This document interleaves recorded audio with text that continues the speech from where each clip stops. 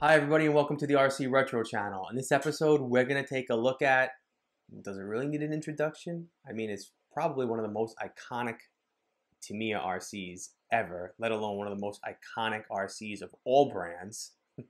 Shame on you if you don't know what this is. The Tamiya Monster Beetle. Alright, so in this video we're going to get this all finished up. And I'm going to give you a little background later on as to why it only took me a little over 7 or 8 months to get it to where it actually is right now.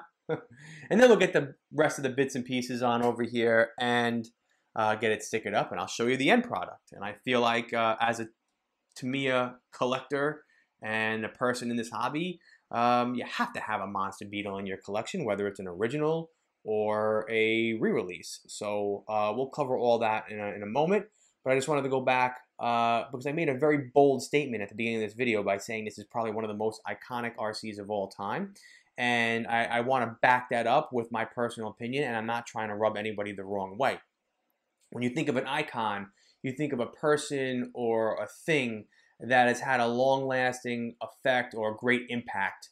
An icon, like, you know, when people think of music, they think of Michael Jackson. Or when people think of sports, they think of Michael Jordan. And you could be a kid today, 13 years old, who wasn't even alive when Michael Jordan played, and yet as a kid you know who Michael Jordan is.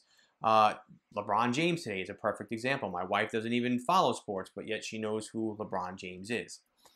And for me, the Monster Beetle has to be up there at a different tier than many other Tamiyas in the top 100, because as a Tamiya enthusiast, and many of you out there are, we throw that word icon around very loosely. I mean, we'll say this truck or this buggy is iconic, and we know better because, you know, we are part of the hobby. But as far as being an icon, you need to be recognized by people who are not part of, you know, sports enthusiasts, like the example I just gave you with my wife. As an 80s kid, you know, Tamiya was huge in the 80s. It was the golden era. And when I talk to people today who are 80s kids or 80s teenagers, and I tell them what my hobby is, and I start telling them about RC cars, they'll be like, yo, I had a Tamiya Frog or a Grasshopper, or my friend down the block had one. Sure enough, if you were a kid in the 80s and didn't own one, you had a friend or a kid in the neighborhood you knew of who had a Tamiya Frog, Hornet, a Grasshopper.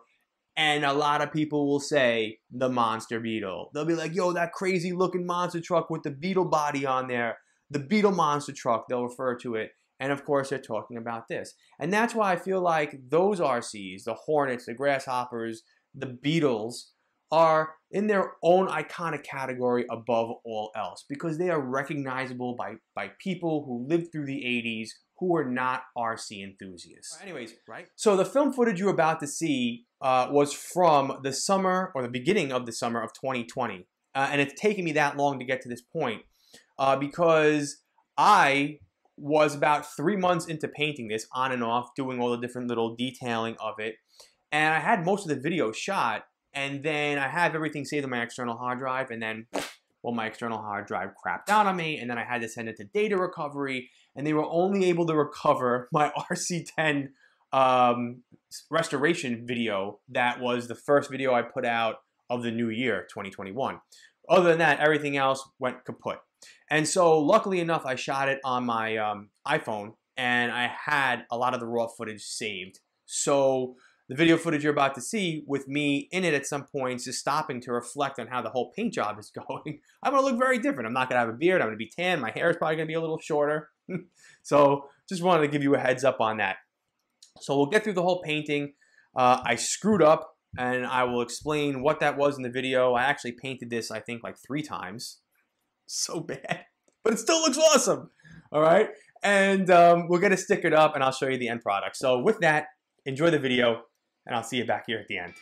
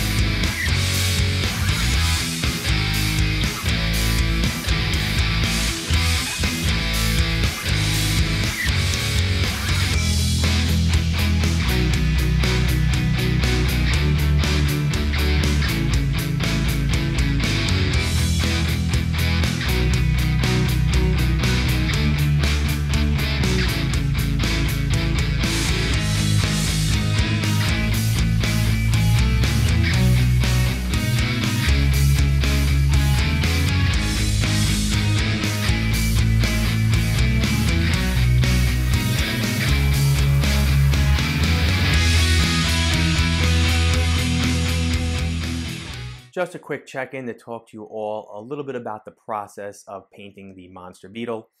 And while on my video it might seem like I'm having an easy or smooth time painting this up, I could totally assure you that is not the case.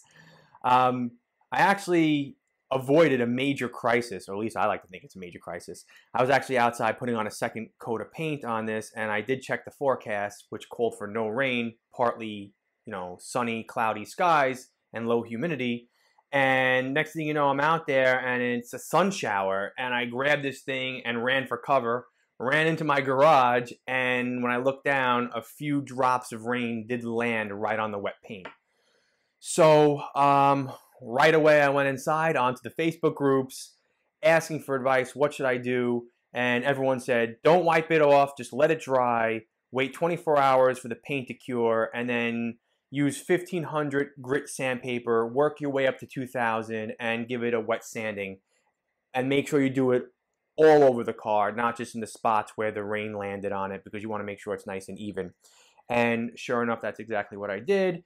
Then I gave, the car a nice little cleaning with some water and soap, and waited another 24 hours for it to dry, and then put on a third and a fourth layer of paint. So right now it looks awesome. You can't even tell that there were little wet marks in the paint, like almost like rings where the rain dried up. Going to go clear coat it now and detail the smaller pieces, and hopefully keeping my fingers crossed that from this point on it does go smoothly.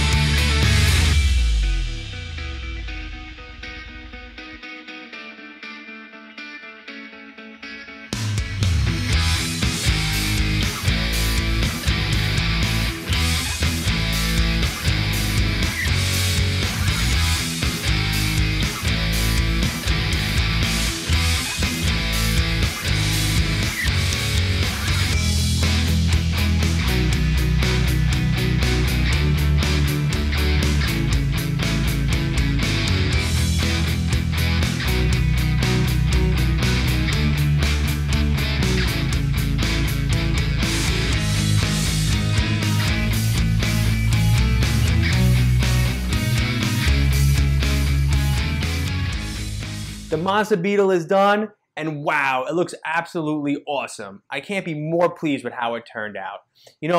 When you see these online in videos or pictures, it's one thing. I mean, it is an awesome looking monster truck, but having one in front of me right now, all painted up, all detailed with the stickers on it, it's absolutely surreal. It's just an awesome looking monster truck from all angles. And again, I'm super happy to have this done and in my collection now. Now, I got this about 2 years ago on an auction on eBay for $201 is what I won it for, and the original owner was only a few towns over from me, so I was able to arrange for local pickup. So I went over there, and which is great because I saved myself $20 for shipping also. And when I went to pick it up, he shared with me that he built this in the late 80s. He was a mechanic and had an auto body shop. So he built it, and he actually just put it into a display case where it just sat there for years until recently when he retired. And he then brought it home and had no use for it, so threw it up on eBay in an auction. So his loss, my gain.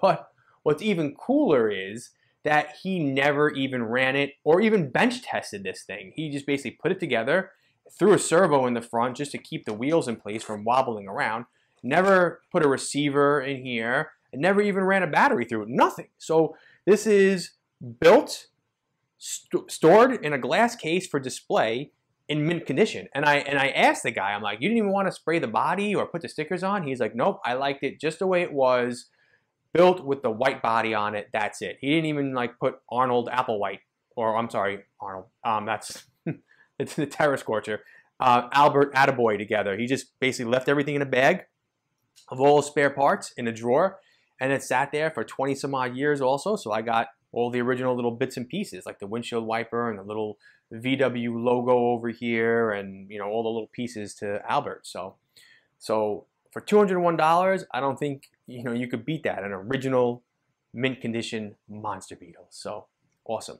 Now you might be asking yourself, well, if it's an original Monster Beetle, why did you decide to put 2016 re-release stickers on there that don't have the original logos? Why didn't you use reproduction? Well, I use a mix of re-release and reproduction. Like, for example, the BF Goodrich up here, Monroe in the back, but for the rest of the stickers, I use the re-release stickers from the 2016 Monster Beetle.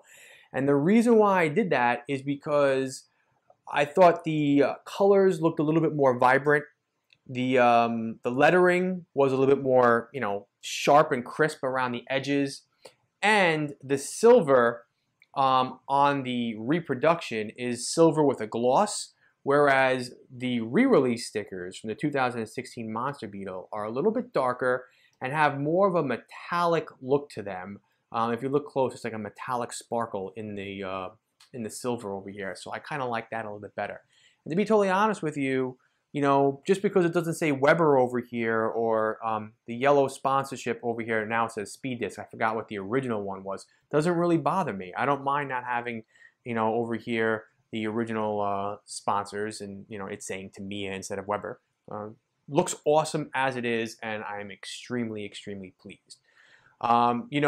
It's a very detailed body to do. I had a little difficulty, I have to say, with the black frames around the windows, so I started to do the rear one over here, and as I was doing it, I was like, forget this. I don't have a steady hand. I'm going to screw this up. So luckily, I reached out to my buddy Harry, who is a pretty good painter, and he just did the black window trims for me, so thank you so much. I know what you're saying also it's supposed to be silver going down over here, but all black looks good for me, and I'm not going to try to put silver on there and mess it up, so whatever it is, what it is. So if you are a Tamiya enthusiast and know the history, you will also know that the body isn't really different, but the 2016 version has a hole here and here for side view mirrors, which the original doesn't, and also has, this is the re-release 2016, has two holes back here, which many people were not pleased with and very unhappy with, but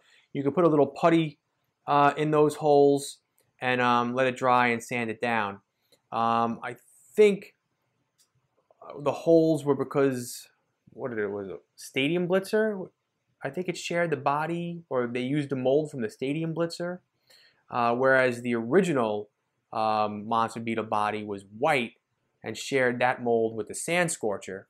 And I think eventually, after a while, they switched over from the white body that you see a picture of over here when I originally got it to the red body. I think that's what it was. I think it was white then red, the original body. Anyways, those are just like the little subtle differences between the 2016 and the original Monster Beetle that you see here. Also, before I forget, they all one-piece glass. I believe the 2016 re-release doesn't have glass back here, whereas the original has the glass going all the way around, which you probably picked up on with the time-lapse video of me installing it. So that's awesome also. So, all right. So happy, so happy. This is truly an iconic RC, and I'm super pumped to have this in my collection all done now. So, all right. Well, that's the end of the video. Thank you so much for checking it out. I hope you enjoyed it. And I just want to thank you all for your support again. So I can't do this without you. It's you, the viewers out there, who kind of keep me motivated. So thank you so much. All right, everybody. I'll see you in my next video. Take care. Let's go, let's go.